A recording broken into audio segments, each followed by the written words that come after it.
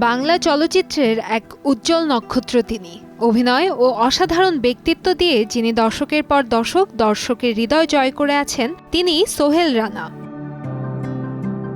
অভিনয়ের মাধ্যমে সমাজ, বাস্তবতা ও মানুষের গল্পকে পর্দায় জীবন্ত করে তুলেছিলেন তিনি। তার প্রতিটি চরিত্র, প্রতিটি সংলাপ আজও বাংলা সিনেপ্রেমীদের মনে অমলিন হয়ে আছে। ঢালিউডের প্রথম মুক্তিযুদ্ধ ভিত্তিক সিনেমার প্রযোজক, মুক্তিযোদ্ধা, অভিনেতা মাসুদ পারভেজ সোহেল রানা ৭৯ পেরিয়ে ৮০-তে পদার্পণ করেছেন। জন্মদিন উপলক্ষে এক ফেসবুক পোস্টে দেশ বিদেশে থাকা বন্ধু, শুভাকাঙ্ক্ষী ও ভক্তদের কাছে দোয়া কামনা করেছেন তিনি। মন্তব্যের ঘরে ভক্তদের শুভেচ্ছা আর ভালোবাসা সিক্ত হন এই গুণী শিল্পী।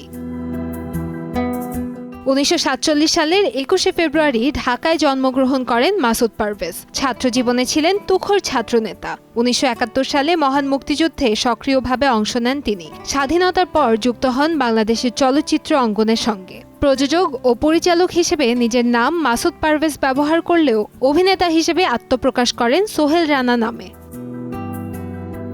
প্রযোজক হিসেবে তিনি প্রতিষ্ঠা করেন পারভেজ ফিল্মস।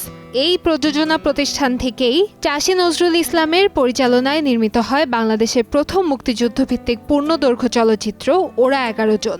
১৯৭৩ সালে অভিনেতা ও পরিচালক হিসেবে তার আনুষ্ঠানিক যাত্রা শুরু। প্রখ্যাত সাহিত্যিক কাজী আনোয়ার হোসেনের সৃষ্ট জনপ্রিয় কাল্পনিক চরিত্রকে কেন্দ্র করে নির্মিত চলচ্চিত্র মাসুদ রানাতে নায়ক চরিত্রে অভিনয়ের মাধ্যমে ব্যাপক পরিচিতি লাভ করেন তিনি। দীর্ঘ ক্যারিয়ারে তিনি উপহার দিয়েছেন অসংখ্য জনপ্রিয় চলচ্চিত্র। তার উল্লেখযোগ্য কাজের মধ্যে রয়েছে লালু ভুলু, অজান্তে ও সাহসী মানুষ চাই।